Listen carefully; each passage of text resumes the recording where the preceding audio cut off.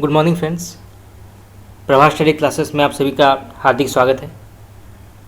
तो जैसे कि आप सब जानते हैं कि हिंदी साहित्य के इतिहास का हमारा जो प्रश्नोत्तर सीरीज चल रहा है, प्रीवियस ईयर के प्रश्नोत्तर हम डिस्कस कर रहे हैं जो विभिन्न प्रकार के कॉम्पिटिटिव एग्जाम्स में पूछे गए हैं, जैसे कि KVS, NVS, DSSB, PGT, TGT और भी जो विभिन्न प्रकार के जो कॉम्पिटिटिव एग्जाम्स हैं उनसे जुड़े प्रश्नोत्तर हम डिस्कस कर रहे हैं। तो अब तक जो है हमने 10 क्लास कंप्लीट कर लिया है और 1000 प्रश्नोत्तर सीरीज़ जो है अब तक हमारी कंप्लीट हो चुकी है। आज 11वां क्लास है और आज भी जो है हम 100 महत्वपूर्ण हिंदी साहित्य के जो प्रीवियस ईयर क्वेश्चंस हैं डिस्कस करेंगे। और इससे भी पहले हमने 1000 प्रश्नोत्तर सीरीज़ कंप्लीट किया था और उससे भी पहले हमने हिंदी साहित्य के जो प्रमुख काल हैं, जैसे कि आदिकाल, भक्तिकाल, रीतिकाल, आधुनिक काल, हिंदी भाषा एवं हिंदी साहित्य के जो प्रमुख काल विभाजन और नामकरण हुए हैं उनके भी प्रश्नोत्तर वन लाइनर क्वेश्चन सीरीज़ हमने कंप्लीट किया है। और अगर आपने अभी तक मेरे प्रीवियस क्लासेस नहीं देखे हैं तो आप जाके देख सकते हैं। हिंदी साहित्य MCQ के नाम से आपको एक प्लेलिस्ट मिल जाएगा, आप वहाँ पे जाके देख सकते हैं। बहुत ही महत्वपूर्ण और इम्पोर्टेंट क्वेश्चन आंसर्स हमने सभी कालों के डिस्कस किए हैं जो कई विभिन्न प्रकार के परीक्षा में पूछे गए हैं। तो चलिए शुरू करते हैं आज का क्लास। पहला सवाल, ये प्रश्न आया था आपके KVS PGT हिंदी पेपर में। सामयिक वार्ता पत्रिका के संपादक कौन है? सामयिक वार्ता। तो इसका सही उत्तर होगा आपका ऑप्शन नंबर डी, नीलाभ। याद किया, नीलाभ जो है इसके संपादक माने गए हैं सामयिक वार्ता पत्रिका के। ये प्रश्न आपका आया था PGT टीचर हिंदी पेपर में।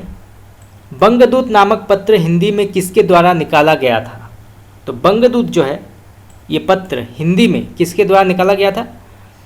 तो इसका सही उत्तर होगा आपका option number B, Raja Rammohan Roy. याद किया, राजा राममोहन रॉय ने बंगदूत नामक हिंदी पत्र का संपादन किया था या निकाला था। चलिए आगे बढ़ते हैं। ये प्रश्न आपका आया था NVS PGT हिंदी पेपर में। हिंदी प्रदीप नामक पत्र निम्न में से किसके द्वारा निकाला गया है? तो हिंदी प्रदीप जो है ये पत्र निम्न में से किसके द्वारा निकाला गया है? तो इसका सही उत्तर होगा आपका option number B, Balkrishna Bhatt. याद किया, बालकृष्ण भट्ट ने हिंदी प्रदीप नामक पत्र का संपादन किया है। और यहाँ से ये भी प्रश्न पूछा जा सकता है कि ब्राह्मण नामक पत्र का संपादन किसने किया था? तो इसका सही उत्तर होगा प्रताप नारायण मिश्र। याद किया, प्रताप नारायण मिश्र। नेक्स्ट क्वेश्चन, ये प्रश्न आपका आया था DSSB PGT teacher Hindi paper में। एक बूंद सहसा उछली किसके द्वारा लिखित यात्रा वृतांत माना गया है? बहुत ही महत्वपूर्ण प्रश्न है, विभिन्न प्रकार के परीक्षा में पूछा गया ये। तो एक बूंद सहसा उछली जो है किसके द्वारा लिखित यात्रा वृतांत माना गया है? तो इसका सही उत्तर होगा आपका ऑप्शन नंबर ए, अज्ञेय जी। याद किया, अज्ञेय जी ने लिखा है एक बूंद सहसा उछली। और यहाँ से ये भी प्रश्न पूछा जा सकता है कि एक बूंद सहसा उछली जो है ये किस प्रकार का साहित्य रूप या किस प्रकार के साहित्य विधा के अंतर्गत आती है? तो ये आती है यात्रा वृतांत। याद किया, यात्रा वृतांत के अंतर्गत आती है एक बूंद सहसा उछली। चलिए आगे बढ़ते हैं। ये प्रश्न आपका आया था NVS PGT teacher Hindi paper में। महिम भट्ट द्वारा प्रतिपादित सिद्धांत का नाम क्या है? तो महिम भट्ट द्वारा प्रतिपादित सिद्धांत का नाम यहाँ क्या है पूछा गया है। तो इसका सही उत्तर होगा आपका ऑप्शन नंबर ए, अनुमानवाद। याद किया, अनुमानवाद। ये प्रश्न आपका आया था DSSB PGT teacher Hindi paper में। सरसी छंद में क्या होता है? सरसी छंद। तो इसका सही उत्तर होगा आपका ऑप्शन नंबर डी, 27 मात्राएं, 16-11 पर यति और अंत में गुरु लघु। ये जो है सरसी छंद के अंतर्गत पाया जाता है। तो आपका डी ऑप्शन जो है बिल्कुल सही है। नेक्स्ट क्वेश्चन, ये प्रश्न आपका आया था KVS PGT हिंदी पेपर में। चंपू के दो भेद कौन से हैं? तो चंपू के दो भेद कौन से हैं यहाँ पूछा गया है। तो इसका सही उत्तर होगा आपका ऑप्शन नंबर डी, विरुद्ध और क्रमभक। तो आपका जो डी ऑप्शन है बिल्कुल यहाँ पे सही है। नेक्स्ट क्वेश्चन, ये प्रश्न आपका आया था KVS PGT हिंदी पेपर में। चुलिका किसका भेद है? चुलिका। तो इसका सही उत्तर होगा आपका ऑप्शन नंबर बी, प्राकृत। याद किया, प्राकृत का भेद है चुलिका। चुलिका जो है इसका भेद है।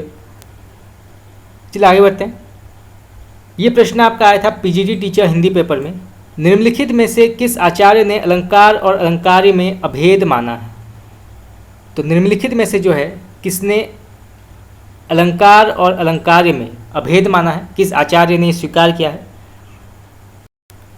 तो इसका सही उत्तर होगा आपका ऑप्शन नंबर डी, आचार्य रामचंद्र शुक्ल ने। ठीक है, आचार्य रामचंद्र शुक्ल ने अलंकार और अलंकार्य में अभेद माना है। बहुत ही महत्वपूर्ण प्रश्न है, ये कई बार परीक्षा में पूछे गए हैं, तो उसको आप नोट कर लीजिए। चलिए आगे बढ़ते हैं। ये प्रश्न आपका आया था केवीएस पीजीटी हिंदी पेपर में। एलियट का मूर्ति विधान भारतीय काव्यशास्त्र के किस तत्व से मिलता है? तो एलियट का जो मूर्ति विधान है ये भारतीय काव्यशास्त्र के किस तत्व से मिलता है? तो इसका सही उत्तर होगा आपका ऑप्शन नंबर सी, विभावन व्यापार। क्या देखिएगा, विभावन व्यापार से मिलता है मूर्ति विधान। चलिए आगे बढ़ते हैं। ये प्रश्न आपका आया है NVS PGT teacher Hindi paper में। काव्य संप्रदायों का सही विकास क्रम क्या होगा? यानी कौन सा पहले आया था, उसके बाद कौन सा सिद्धांत आया था, उसके बाद कौन सा संप्रदाय आया था? तो इसका जो है सही विकास क्रम बताना है। तो इसका सही उत्तर होगा आपका ऑप्शन नंबर बी, पहले आता है रस सिद्धांत या रस संप्रदाय, फिर आता है अलंकार संप्रदाय, फिर आता है रीति संप्रदाय, फिर आता है वक्रोक्ति संप्रदाय, फिर ध्वनि संप्रदाय और फिर औचित्य संप्रदाय। तो रस संप्रदाय के प्रवर्तक कौन है? तो ये माना गया है भरत मुनि। ठीक है, रखिए भरत मुनि इसके प्रवर्तक माने गए हैं। उसके बाद आता है अलंकार संप्रदाय, इसके प्रवर्तक कौन है? तो ये हैं भामह। ठीक है, रखिएगा भामह माने गए हैं अलंकार संप्रदाय के प्रवर्तक। उसके बाद आता है रीति संप्रदाय, इसके प्रवर्तक माने गए हैं वामन। ठीक है, रखिएगा वामन। उसके बाद आता है वक्रोक्ति संप्रदाय, इसके जो प्रवर्तक माने गए हैं वो हैं कुंतक। ठीक है, रखिएगा कुंतक माने गए हैं वक्रोक्ति संप्रदाय के प्रवर्तक।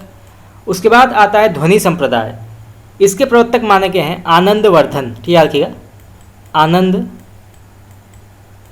वर्धन इसके प्रवर्तक माने गए हैं। और अंत में आता है औचित्य संप्रदाय। तो औचित्य संप्रदाय के प्रवर्तक हैं क्षेमेंद्र। ठीक है, रखिएगा क्षेमेंद्र। तो इस प्रकार से जो है इसका सही क्रम है रस संप्रदाय, अलंकार संप्रदाय, रीति संप्रदाय, वक्रोक्ति संप्रदाय, ध्वनि संप्रदाय और औचित्य संप्रदाय। तो आपका बी ऑप्शन जो है बिल्कुल यहाँ पे सही होगा। चलिए आगे बढ़ते हैं। ये प्रश्न आपका आया है केवीएस पीजीटी हिंदी पेपर में। बेपथु कैसा अनुभाव है? तो इसका सही उत्तर होगा आपका ऑप्शन नंबर सी, सात्विक। ठीक है, रखिएगा सात्विक। ये प्रश्न आपका आया है DSSB PGT teacher Hindi paper में। काव्य के अर्थ वैज्ञानिक विवेचन का शुभारंभ किसने किया था? बहुत ही महत्वपूर्ण प्रश्न है, इसको आप नोट कर लीजिए, कई बार परीक्षा में पूछा गया है। तो काव्य के अर्थ वैज्ञानिक विवेचन का शुभारंभ किसने किया था? तो इसका सही उत्तर होगा आपका ऑप्शन नंबर ए, वामन। ठीक है, रखिएगा वामन ने किया था काव्य के अर्थ वैज्ञानिक विवेचन का शुभारंभ। चलिए आगे बढ़ते हैं। ये प्रश्न आपका आया था पीजीटी टीचर हिंदी पेपर में। रस को नाट्य तक सीमित रखने का सर्वप्रथम विरोध किसने किया था? तो रस को जो है नाट्य तक सीमित रखने का सर्वप्रथम विरोध किसने किया था? तो इसका सही उत्तर होगा आपका ऑप्शन नंबर डी, अभिनव गुप्त। ठीक है, रखिएगा अभिनव गुप्त ने सर्वप्रथम रस को नाट्य तक सीमित रखने का विरोध किया था। तो आपका डी ऑप्शन जो है बिल्कुल यहाँ पे सही है। चलिए आगे बढ़ते हैं। ये प्रश्न आपका आया है केवीएस पीजीटी हिंदी पेपर में। विश्वनाथ के अतिरिक्त किस आचार्य ने साहित्य शब्द को अपने ग्रंथ नाम में प्रयुक्त किया है? बहुत ही महत्वपूर्ण प्रश्न है, इसको आप नोट कर लीजिए। तो विश्वनाथ के अतिरिक्त जो है किस आचार्य ने साहित्य शब्द को अपने ग्रंथ नाम में प्रयुक्त किया है? तो इसका सही उत्तर होगा आपका ऑप्शन नंबर सी, रुय्यक। ठीक है, रखिएगा रुय्यक ने किया है। ये प्रश्न आपका आया था पीजीटी टीचर हिंदी पेपर में। वेणी संहार नाटक का अंगिरस क्या है? तो वेणी संहार जो है इस नाटक का अंगिरस क्या माना गया है? तो इसका सही उत्तर होगा आपका ऑप्शन नंबर ए, वीर रस। ठीक है, रखिएगा वीर रस जो है इसका अंगिरस माना गया है वेणी संहार का। और यहाँ से ये भी प्रश्न पूछा जा सकता है कि वेणी संहार जो है ये किस प्रकार के साहित्यिक रूप या किस प्रकार के साहित्य विधा के अंतर्गत आती है? तो ये आती है नाटक। ठीक है, रखिएगा ये जो है नाटक के अंतर्गत आती है। चलिए आगे बढ़ते हैं। ये प्रश्न आपका है NVS PGT teacher Hindi paper में। विधि क्या है? तो इसका सही उत्तर होगा आपका ऑप्शन नंबर डी, रूपक। याद रखिएगा, विधि जो है ये रूपक का एक भाग माना गया है, तो आपका डी ऑप्शन बिल्कुल यहाँ पे सही है। चलिए आगे बढ़ते हैं। ये प्रश्न आपका आया था केवीएस पीजीटी हिंदी पेपर में। आचार्य किशोरीदास वाजपेयी के मत से हिंदी में कितने कारक हैं?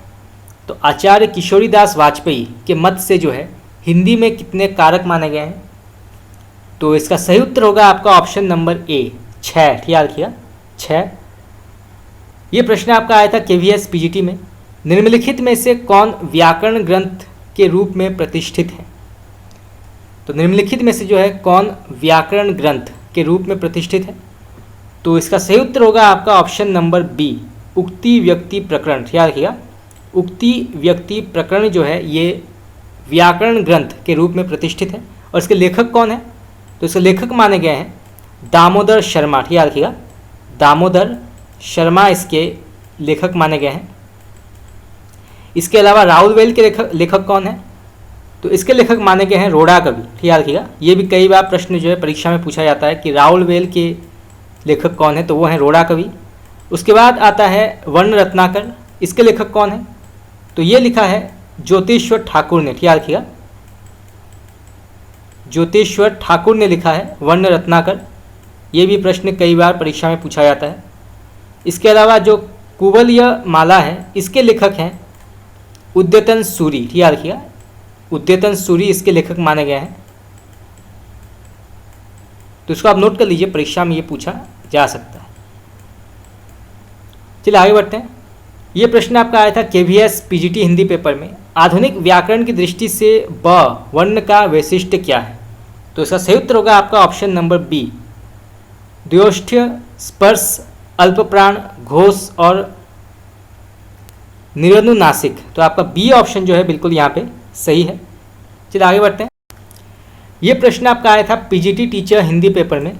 समास की अधिकता ओज कहलाती है, ये कथन किसका है? बहुत ही प्रसिद्ध कथन है, कई परीक्षा में पूछा गया ये। तो समास की अधिकता जो है ओज कहलाती है, तो ये किसने कहा है?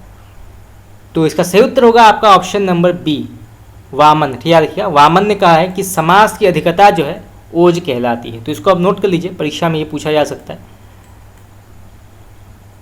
काशिका क्या है? तो यहाँ पूछा गया है कि काशिका क्या है। तो इसका सही उत्तर होगा आपका ऑप्शन नंबर सी, पाणिनिकृत अष्टाध्यायी की टीका। याद रखिएगा, पाणिनिकृत अष्टाध्यायी की टीका मानी गई है काशिका। ये प्रश्न आपका आया था केवीएस पीजीटी हिंदी पेपर में। किस ग्रंथ में कलचुरी राजवंश के किसी सामंत की 7 नायिकाओं का नक्सिक वर्णन किया गया है? बहुत ही महत्वपूर्ण प्रश्न है। तो किस ग्रंथ में जो है कलचुरी राजवंश के किसी सामंत की 7 नायिकाओं का नक्सिक वर्णन किया गया है? तो इसका सही उत्तर होगा आपका ऑप्शन नंबर डी, कुवलय माला कथा। याद रखिएगा, कुवलय माला कथा। और इसके लेखक कौन है? उद्यतन सूरी। तो उसको आप नोट कर लीजिए, परीक्षा में पूछा जा सकता है। चलिए आगे बढ़ते हैं। ये प्रश्न आपका आया था पीजीटी टीचर हिंदी पेपर में। संत साहित्य में प्रयुक्त बंकनाली का पर्याय इनमें से कौन सा नहीं है? तो बंकनाली का जो है पर्याय इनमें से कौन सा नहीं है? तो इसका सही उत्तर होगा आपका ऑप्शन नंबर बी, वक्रनाली। याद रखिएगा, वक्रनाली जो है ये बंकनाली का सही पर्याय नहीं माना जाता। चलिए आगे बढ़ते हैं। ये प्रश्न आपका आया है DSSB PGT teacher Hindi paper में। काल क्रमानुसार संगति क्रम यहाँ पे करना है, तो इसका सही उत्तर क्या होगा? तो इसका सही उत्तर होगा आपका ऑप्शन नंबर बी, पहले आता है कुवलय माला, फिर आता है राउलवेल, फिर आता है उक्ति व्यक्ति प्रकरण और फिर आता है कीर्ति लता। तो आपका बी ऑप्शन जो है बिल्कुल यहाँ पे सही है। तो कुवलय माला की जो रचना वर्ष है वो कब मानी गई है? तो ये लिखा गया था 778। याद रखिएगा, कुवलय माला जो है ये लिखा गया था 778 ईस्वी में। तो इसको आप नोट कर लीजिए। उसके बाद आता है राउलवेल, तो इसका जो समय है वो माना गया है 10वीं सदी। याद रखिएगा, ये जो है 10वीं सदी में लिखा गया था राउलवेल। फिर आता है उक्ति व्यक्ति प्रकरण, ये कब लिखा गया था? तो ये लिखा गया था 12वीं शती के पूर्वार्ध, याद किया, 12वीं शती के पूर्वार्ध लिखा गया था उक्ति व्यक्ति प्रकरण। और उसके बाद आता है कीर्तिलता। तो कीर्तिलता कब लिखा गया था? तो ये लिखा गया था 14वीं शताब्दी में, याद किया, 14वीं शताब्दी में लिखा गया था कीर्तिलता। तो विभिन्न प्रकार के प्रश्न जो है परीक्षा में पूछे जा सकते हैं कि कीर्तिलता कब लिखा गया था, या उक्ति व्यक्ति प्रकरण कब लिखा गया था, राउलवेल कब लिखा गया था, कुबलया माला कब लिखा गया था। चलिए आगे बढ़ते हैं। ये प्रश्न आपका पूछा गया है KVS PGT हिंदी पेपर में, किराता जूर्नियम के प्रत्येक सर्ग में किसका अंतिम पद है? तो किराता जूर्नियम के प्रत्येक सर्ग में जो है किसका अंतिम पद मिलता है? तो इसका सही उत्तर होगा आपका ऑप्शन नंबर ए, लक्ष्मी। याद रखिएगा, लक्ष्मी। तो आपका ए ऑप्शन बिल्कुल सही है। और यहाँ से ये भी प्रश्न पूछा जा सकता है कि किराता जूर्नियम के लेखक कौन है? तो ये लिखा है भारवी ने। याद रखिएगा, भारवी कवि ने लिखा है किराता जूर्नियम। तो इसको आप नोट कर लीजिए, परीक्षा में पूछा जा सकता है। चलिए आगे बढ़ते हैं। ये प्रश्न आपका आया था KVS PGT हिंदी पेपर में, ज्ञानपीठ पुरस्कार से सम्मानित इनमें से कौन से कवि नहीं हैं? तो इनमें से वो कौन से कवि हैं जिनको कि ज्ञानपीठ पुरस्कार से सम्मानित नहीं किया गया है? तो इसका सही उत्तर होगा आपका option number B, Jaishankar Prasad. याद रखिएगा, जयशंकर प्रसाद को जो है ज्ञानपीठ पुरस्कार प्राप्त नहीं हुआ है। बाकी रामधारी सिंह दिनकर जो है इनको उर्वशी, याद रखिएगा, उर्वशी के लिए इनको ज्ञानपीठ पुरस्कार प्राप्त हुआ था। इसके अलावा सुमित्रा नंदन पंत, इनको जो है चिदम्बरा, याद रखिएगा, चिदम्बरा के लिए ज्ञानपीठ पुरस्कार प्राप्त हुआ था। और इसके अलावा नरेश मेहता, इनको जो है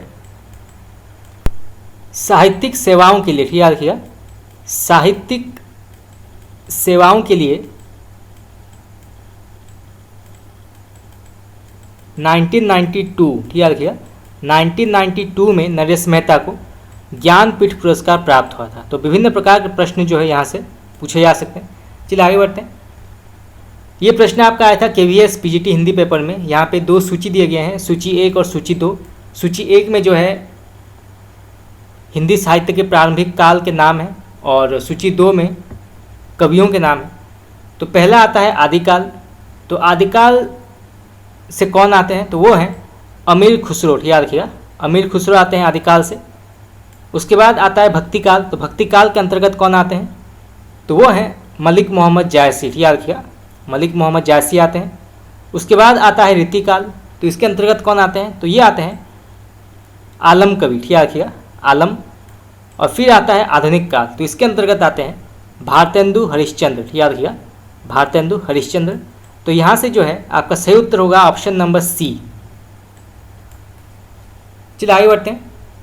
ये प्रश्न आपका आया है KVS PGT हिंदी पेपर में, हिंदी साहित्य का इतिहास लिखने वाले प्रथम लेखक का नाम क्या है? तो इसका सही उत्तर होगा आपका ऑप्शन नंबर बी, गारसादा तासी। इन्होंने लिखा है इस्तेवार दला लिटरेचर एंदुई एंदुस्तानी। तो याद रखिएगा, तो आपका बी ऑप्शन जो है बिल्कुल यहाँ पे सही है। ये एक फ्रेंच विद्वान थे, इन्होंने फ्रेंच भाषा में सर्वप्रथम हिंदी साहित्य का इतिहास लिखा था। ये प्रश्न आपका है KVS PGT हिंदी पेपर में, इस्तेवार दला लिटरेचर एंदुई एंदुस्तानी नामक हिंदी साहित्य के इतिहास ग्रंथ के लेखक का नाम क्या है? यानी कि इतिहास ग्रंथ किसने लिखा है? तो इसका सही उत्तर होगा आपका ऑप्शन नंबर ए, गारसादा तासी। याद रखिएगा, गारसादा तासी ने लिखा है। और ये जो इतिहास ग्रंथ है ये कब लिखा गया था? ये भी कई बार प्रश्न जो है परीक्षा में पूछा जाता है। तो इसका जो पहला संस्करण है इसके 2 भागों में प्रकाशित हुआ था। पहला हुआ था 1839 और फिर है 1847। चलिए आगे बढ़ते हैं। ये प्रश्न आपका है PGT टीचर हिंदी पेपर में, आचार्य रामचंद्र शुक्ल के अनुसार हिंदी साहित्य के आदिकाल की समय सीमा क्या है? तो आचार्य रामचंद्र शुक्ल के अनुसार जो है हिंदी साहित्य का आदिकाल का समय क्या है? तो इसका सही उत्तर होगा आपका ऑप्शन नंबर ए, 1050 से 1375 तक जो है इन्होंने हिंदी साहित्य के आदिकाल का समय सीमा माना है। तो आपका ए ऑप्शन जो है बिल्कुल यहाँ पे सही है, यानी कि विक्रमी संवत 1050 से विक्रमी संवत 1375 तक इन्होंने इसका समय माना है। तो आपका ए ऑप्शन बिल्कुल यहाँ पे सही है। चलिए आगे बढ़ते हैं। ये प्रश्न आपका है NVS PGT teacher Hindi paper में, कालक्रम की दृष्टि से इनमें से सबसे पुराने कवि कौन माने जाते हैं। बहुत ही महत्वपूर्ण प्रश्न है। तो कालक्रम की दृष्टि से जो है इनमें से सबसे पुराने कवि कौन है, तो इसका सही उत्तर होगा आपका ऑप्शन नंबर डी, विद्यापति। ठीक है, देखिए विद्यापति जो है ये सबसे पुराने कवि माने गए हैं इन सभी कवियों में से। तो आपका जो है बी ऑप्शन बिल्कुल यहाँ पे सही है। चलिए आगे बढ़ते हैं। ये प्रश्न आपका है केवीएस पीजीटी हिंदी पेपर में, आल्हाखंड नामक काव्य ग्रंथ का दूसरा नाम क्या है। आल्हाखंड, तो इसका सही उत्तर होगा आपका option number D, Parmal Raso. ठीक है, रखिएगा परमाल रासो। और ऐसा कहा जाता है कि आल्हाखंड जो है, आल्हाखंड का जो प्रकाशन है वो फर्रुखाबाद, ठीक है रखिएगा, फर्रुखाबाद के तत्कालीन कलेक्टर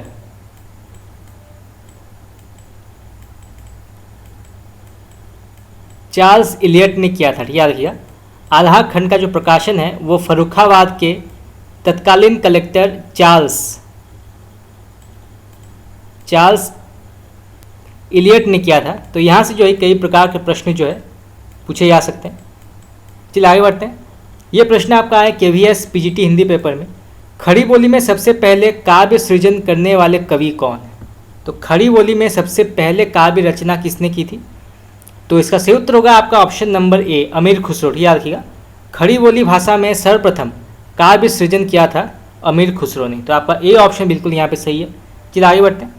ये प्रश्न आपका है DSSS PGT teacher Hindi paper में, केशव कही ना जाई का कहिए, ये प्रसिद्ध पद किस काव्य कृति से उद्धृत है। यानी कि ये जो पंक्ति है ये किस रचना से लिया गया है। ये हम पहले पढ़ चुके हैं कि ये लिखा है तुलसीदास ने, हमने पहले डिस्कस कर लिया है कि इस पंक्ति के लेखक हैं तुलसीदास। तो अब पूछा गया है कि इस पंक्ति जो है ये पंक्ति किस काव्य कृति से ली गई है।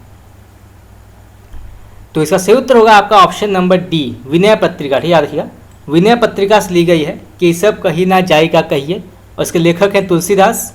और ये जो है ब्रज भाषा में लिखा गया है। ठीक है, याद रखिएगा ये जो रचना है ये ब्रज भाषा में लिखा गया है। हम पहले पढ़ चुके हैं कि ये जो है ये पंक्ति तुलसीदास ने लिखा है। तो अब हमने पढ़ा कि ये जो पंक्ति है ये किस काव्य कृति से ली गई है, तो ये ली गई है विनय पत्रिका से। ठीक है, याद रखिएगा विनय पत्रिका। चलिए आगे बढ़ते हैं। ये प्रश्न आपका है KVS PGT teacher Hindi paper में, रामचरितमानस नामक महाकाव्य की रचना शैली क्या है।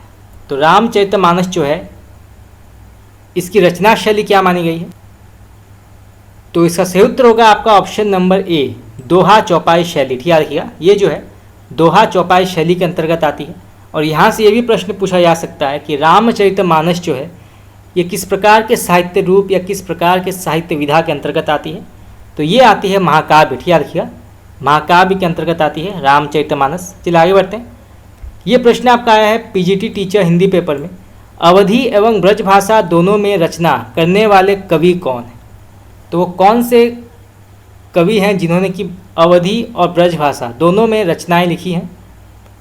तो इसका सही उत्तर होगा आपका ऑप्शन नंबर बी, तुलसीदास। याद रखिएगा तुलसीदास जो हैं उन्होंने अवधी और ब्रजभाषा दोनों में रचनाएं लिखी हैं। जैसे अवधी में उन्होंने लिखा है रामचरितमानस, ब्रजभाषा में उन्होंने लिखा है विनय पत्रिका, गीतावली। तो विभिन्न प्रकार की रचनाएं जो हैं उन्होंने इन दोनों भाषाओं में लिखा है। चलिए आगे बढ़ते हैं। ये प्रश्न आपका आया था KVS PGT teacher Hindi paper में, निर्गुण ज्ञानाश्री शाखा का दूसरा नाम क्या है। बहुत ही महत्वपूर्ण प्रश्न है, विभिन्न प्रकार की परीक्षा में पूछा गया है। तो निर्गुण ज्ञानाश्री शाखा का दूसरा नाम क्या माना गया है, तो इसका सही उत्तर होगा आपका ऑप्शन नंबर सी, संत काव्य। याद रखिएगा संत काव्य माना जाता है निर्गुण ज्ञानाश्री शाखा। और यहाँ से ये भी प्रश्न पूछा जा सकता है कि निर्गुण प्रेमाश्री शाखा का दूसरा नाम क्या है। प्रेमाश्री,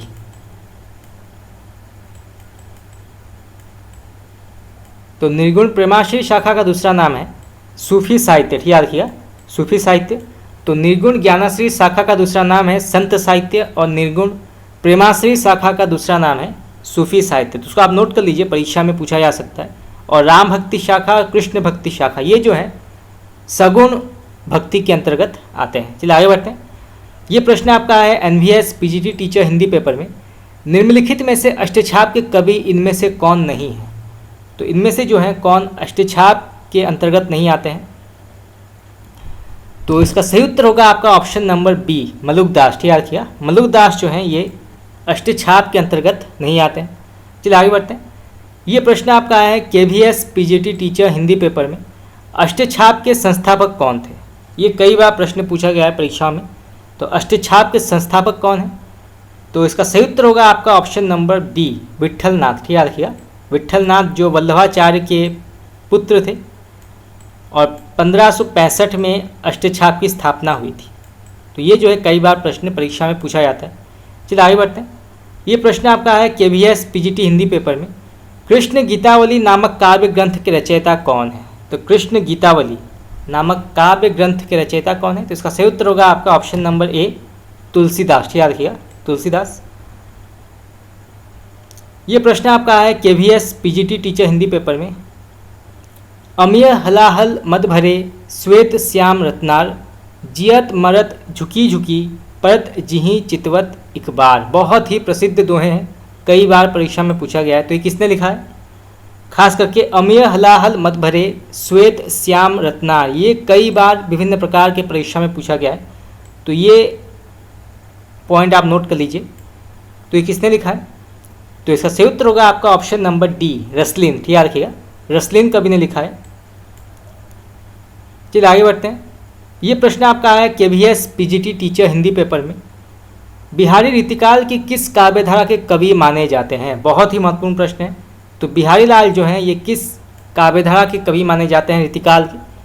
तो इसका सही उत्तर होगा आपका ऑप्शन नंबर बी, रीतिसिद्ध। याद रखिएगा, ये जो है रीतिसिद्ध के अंतर्गत आते हैं। बाकी आपके रीतिबद्ध के अंतर्गत आते हैं चिंतामणि। याद रखिएगा, चिंतामणि, मतीराम,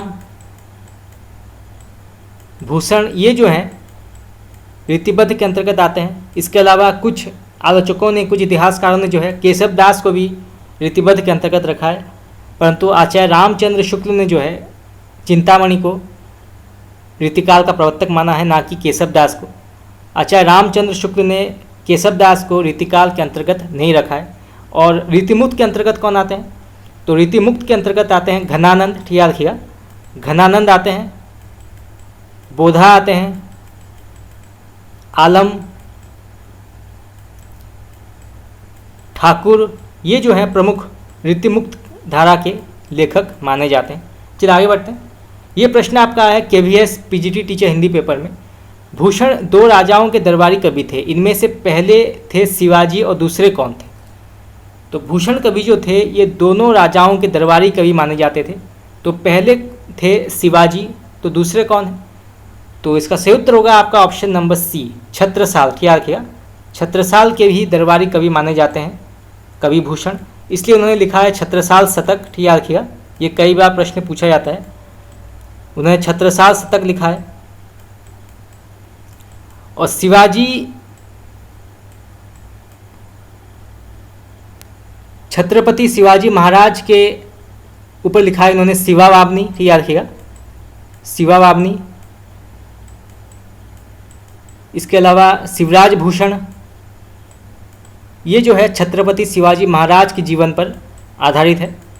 तो ये जो है यहाँ से कई बार प्रश्न पूछा जाता है। चलिए आगे बढ़ते हैं। ये प्रश्न आपका है DSSB PGT teacher Hindi paper में, इनमें से किस कवि की प्रेमिका का नाम सुजान था?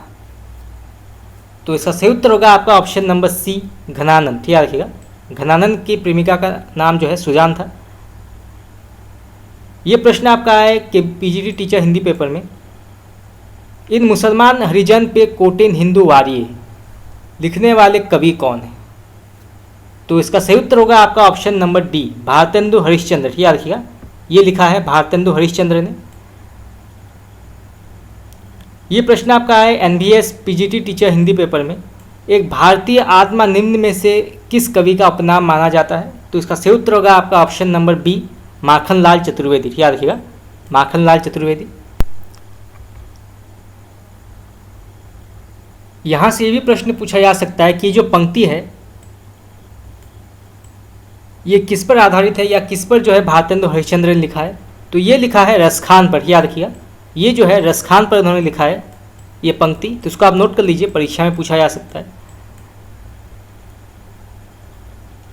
चलिए आगे बढ़ते हैं। ये प्रश्न आपका है KVS PGT teacher Hindi paper में। द्विवेदी युग नामकरण किसके नाम के आधार पर किया गया है? तो द्विवेदी युग जो है ये नामकरण किसके नाम के आधार पर किया गया है? तो इसका सही उत्तर होगा आपका option number B, Mahavir Prasad Dwivedi. याद रखिएगा, महावीर प्रसाद द्विवेदी। नेक्स्ट क्वेश्चन, ये प्रश्न आपका पूछा गया था NVS PGT में। अरविंद दर्शन से प्रभावित हिंदी के प्रथम कवि कौन माने गए हैं? तो अरविंद दर्शन से प्रभावित हिंदी के प्रथम कवि कौन माने गए हैं? तो इसका सही उत्तर होगा आपका option number C, Sumitranandan Pant. याद रखिएगा, सुमित्रानंदन पंत। नेक्स्ट क्वेश्चन, ये प्रश्न आपका आया है NVS PGT में। आधुनिक काल की किस काव्यधारा में रहस्यवाद की भावना पाई जाती है? तो आधुनिक काल में जो है किस काव्यधारा में रहस्यवाद की भावना पाई जाती है? तो इसका सही उत्तर होगा आपका ऑप्शन नंबर बी, छायावाद। याद रखिएगा, छायावाद। चलिए आगे बढ़ते हैं। ये प्रश्न आपका पूछा गया था DSSP PGT में। रामधारी सिंह दिनकर को किस कृति पर ज्ञानपीठ पुरस्कार प्राप्त हुआ था? बहुत ही महत्वपूर्ण प्रश्न है, इसको आप नोट कर लीजिए, कई बार परीक्षा में पूछा गया है। तो रामधारी सिंह दिनकर जो है इनको किस कृति पर ज्ञानपीठ पुरस्कार प्राप्त हुआ था? तो इसका सही उत्तर होगा आपका ऑप्शन नंबर ए, उर्वशी। याद रखिएगा, उर्वशी के लिए जो है इनको ज्ञानपीठ पुरस्कार प्राप्त हुआ था। चलिए आगे बढ़ते हैं। ये प्रश्न आपका पूछा गया है DSSP PGT में। तार सप्तक का प्रकाशन वर्ष क्या माना गया है? तो तार सप्तक जो है इसका प्रकाशन वर्ष क्या माना गया है? तो इसका सही उत्तर होगा आपका ऑप्शन नंबर बी, सन 1943। याद रखिएगा, सन 1943 में ये प्रकाशित हुई थी तार सप्तक। ये प्रश्न आपका है PGT टीचर हिंदी पेपर में। निम्नलिखित में से किस लंबी कविता के रचयिता मुक्तिबोध माने जाते हैं? तो निम्नलिखित में से जो है किस लंबी कविता के रचयिता मुक्तिबोध माने जाते हैं? तो इसका सही उत्तर होगा आपका ऑप्शन नंबर बी, अंधेरे में। याद रखिएगा, अंधेरे में जो है ये मुक्तिबोध की सबसे लंबी कविता मानी जाती है, तो इसको आप नोट कर लीजिए, परीक्षा में पूछा जा सकता है। चलिए आगे बढ़ते हैं। ये प्रश्न आपका आया था NVS PGT में। हरी घास पर क्षण भर शीर्षक काव्य संकलन के रचयिता कौन है? तो हरी घास पर क्षण भर जो है ये शीर्षक काव्य संकलन के रचयिता कौन है?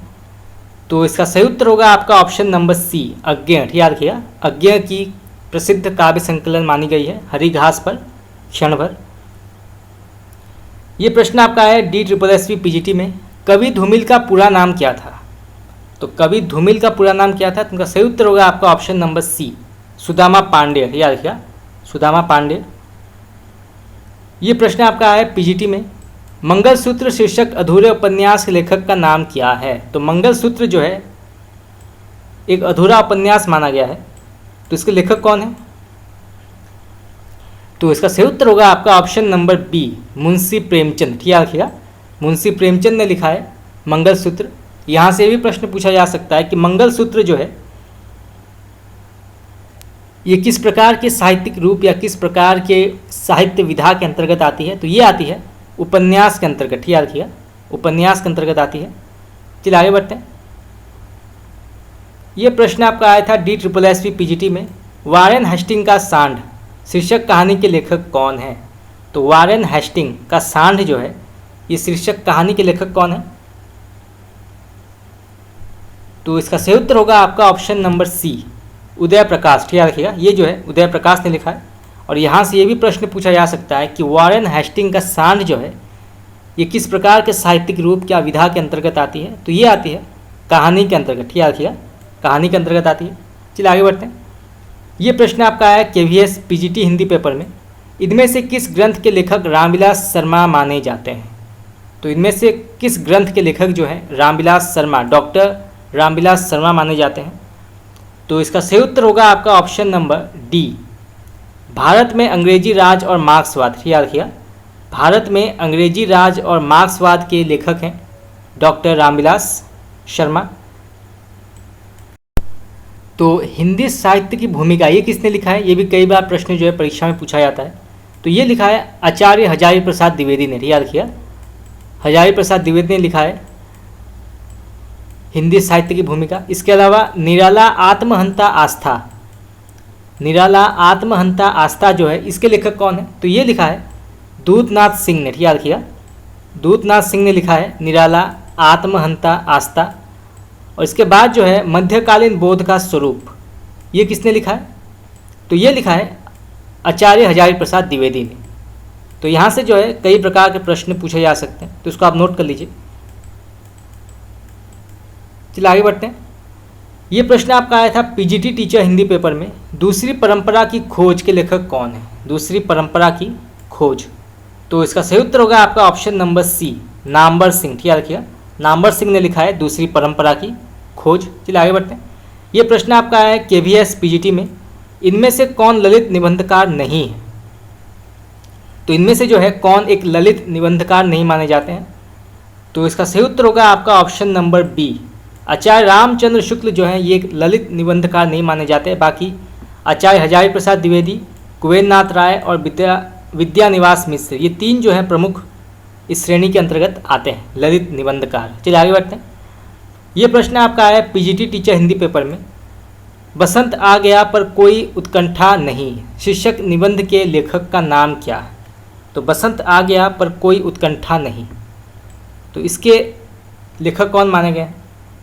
तो इसका सही उत्तर होगा आपका ऑप्शन नंबर सी, विद्यानिवास मिश्र। याद रखिएगा, विद्यानिवास मिश्र ने लिखा है बसंत आ गया पर कोई उत्कंठा नहीं। और यहाँ से जो ये भी प्रश्न पूछा जा सकता है कि ये जो रचना है ये किस साहित्य रूप या विधा के अंतर्गत आती है? तो ये आती है निबंध के अंतर्गत। याद रखिएगा, ये जो है निबंध के अंतर्गत आती है, बसंत आ गया पर कोई उत्कंठा नहीं। चलिए आगे बढ़ते हैं। ये प्रश्न आपका है KVS PGT teacher Hindi paper में, जयशंकर प्रसाद के अधूरे उपन्यास का नाम क्या है? इससे पहले हमने पढ़ा था कि मुंशी प्रेमचंद जी के अधूरे उपन्यास का नाम क्या है, तो वो है मंगलसूत्र। अब पूछा गया है कि जयशंकर प्रसाद के अधूरे उपन्यास का नाम क्या है? तो इसका सही उत्तर होगा आपका ऑप्शन नंबर सी, इरावती। याद रखिएगा, इरावती जो है ये एक अधूरा उपन्यास माना जाता है जयशंकर प्रसाद का। चलिए आगे बढ़ते हैं। ये प्रश्न आपका है केवीएस पीजीटी में, बामन दास इनमें से किस उपन्यास का पात्र है? बहुत ही महत्वपूर्ण प्रश्न है, कई बार परीक्षा में पूछा गया है। तो बामन दास जो है इनमें से किस उपन्यास का पात्र माना गया है? तो इसका सही उत्तर होगा आपका ऑप्शन नंबर डी, मैला आंचल। याद रखिएगा, मैला आंचल का एक बहुत ही महत्वपूर्ण पात्र है बामन दास। और इसके लेखक कौन है? तो इसके लेखक हैं फणीश्वर नाथ रेणु। याद रखिएगा, फणीश्वर नाथ रेणु ने लिखा है मैला आंचल। इसके अलावा परति परिकथा, जुलूस, ये भी जो है प्रमुख रेणु जी के रचनाएं हैं। इसके अलावा बलचनमा, ये किसने लिखा है? ये भी कई बार प्रश्न पूछा जाता है। ये लिखा है नागार्जुन ने। याद रखिएगा, बलचनमा के लेखक हैं नागार्जुन। इसके अलावा परति परिकथा, इसके लेखक हैं फणीश्वरनाथ रेणु। और गोदान के लेखक हैं प्रेमचंद। चलिए आगे बढ़ते हैं। ये प्रश्न आपका आया था केवीएस पीजीटी में, तीसरी कसम फिल्म किस लेखक की कहानी पर बनाई गई थी? तो तीसरी कसम फिल्म जो है ये किस लेखक के कहानीकार पर बनाई गई थी? तो इसका सही उत्तर होगा आपका option number B, Phanishwar Nath Renu. याद रखिएगा,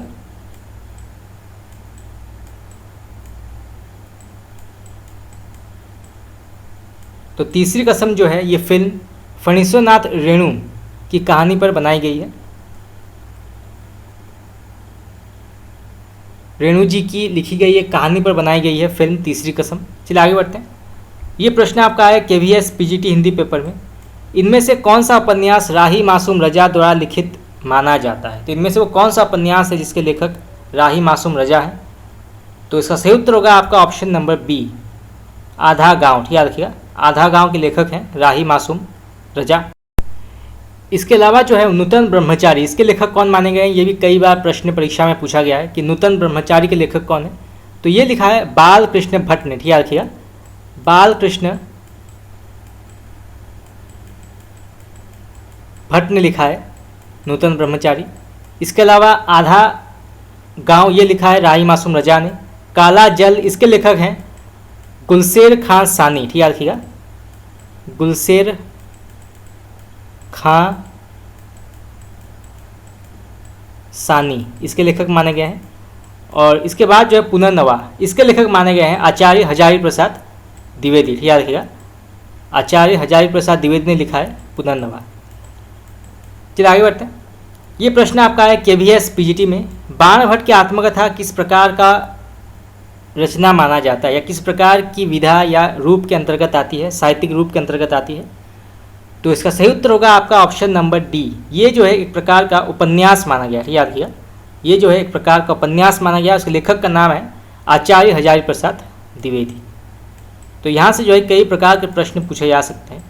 तो बाणभट्ट की आत्मकथा जो है ये एक उपन्यास माना गया है। चलिए आगे बढ़ते हैं। ये प्रश्न आपका है DSSB PGT teacher Hindi paper में, चंद्रावली नाटिका के लेखक कौन है? चंद्रावली। तो इसका सही उत्तर होगा आपका option number A, Bharatendu Harishchandra. याद किया, चंद्रावली के लेखक हैं भारतेंदु हरिश्चंद्र। चलिए आगे बढ़ते हैं। ये प्रश्न आपका है KVS PGT में, कविवचन सुधा किस प्रकार की रचना मानी जाती है, किस प्रकार की श्रेणी के अंतर्गत आती है कविवचन सुधा? तो इसका सही उत्तर होगा आपका ऑप्शन नंबर बी। ये जो है एक पत्रिका है, याद रखिएगा, कविवचन सुधा जो एक पत्रिका मानी गई है और इसके संस्थापक हैं भारतेंदु हरिश्चंद्र। याद रखिएगा, भारतेंदु हरिश्चंद्र इसके संस्थापक माने गए हैं। चलिए आगे बढ़ते हैं। ये प्रश्न आपका है KVS PGT में, महावीर प्रसाद द्विवेदी ने सरस्वती पत्रिका का संपादन कब शुरू किया था? तो इसका सही उत्तर होगा आपका ऑप्शन नंबर सी, सन 1903। सन 1903 से 1920 तक उन्होंने कार्य किया था। चलिए आगे बढ़ते हैं। ये प्रश्न आपका है KVS PGT में, सूची 1 का सूची 2 से मिलान करना है। सूची 1 में जो है रचनाओं के नाम है और सूची 2 में लेखकों के नाम। तो पहला आता है बाणभट्ट की आत्मकथा, हम पहले पढ़ चुके हैं, इसके लेखक हैं आचार्य हजारी प्रसाद द्विवेदी। ठीक रखिएगा, आचार्य हजारी प्रसाद द्विवेदी। उसके बाद आता है शेखरिक जीवनी, इसके लेखक कौन माने गए हैं? तो इसके लेखक माने गए हैं अज्ञेय जी। ठीक रखिएगा, अज्ञेय जी। इसके बाद आता है आधे अधूरे, एक मध्यम वर्गीय परिवार के जीवन पर आधारित है आधे अधूरे। तो इसके लेखक कौन माने गए हैं? तो इसका सही उत्तर होगा आपका ऑप्शन नंबर 2, मोहन राकेश। ठीक रखिएगा, मोहन राकेश ने लिखा है आधे अधूरे। और फिर आता है संस्कृति के 4 अध्याय। तो संस्कृति के 4 अध्याय के लेखक हैं रामधारी सिंह दिनकर। याद रखिएगा, रामधारी सिंह दिनकर। दिनकर इनका उपनाम है। कई बार प्रश्न जो है परीक्षा में पूछा जाता है कि दिनकर उपनाम किस कवि का है या किस लेखक का है, तो वो है रामधारी सिंह। चलिए आगे बढ़ते हैं।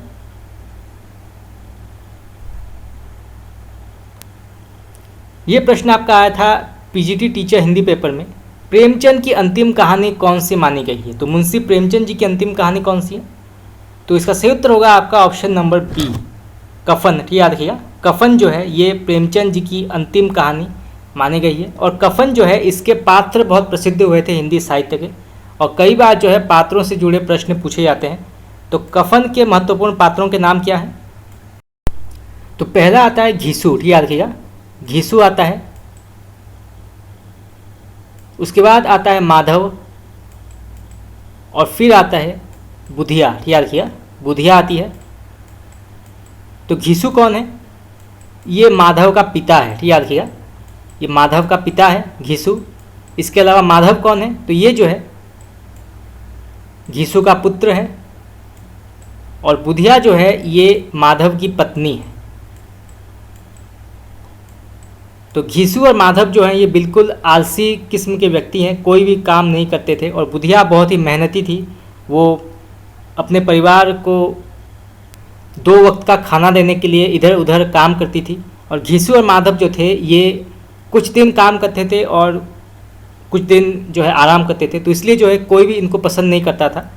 तो इस प्रकार से जो है इस पूरे कहानी में बताया गया है कि किस प्रकार से बुधिया मेहनत करती है और घीसू और माधव जो हैं वो बुधिया की वजह से जो है 2 वक्त की रोटी खाते हैं।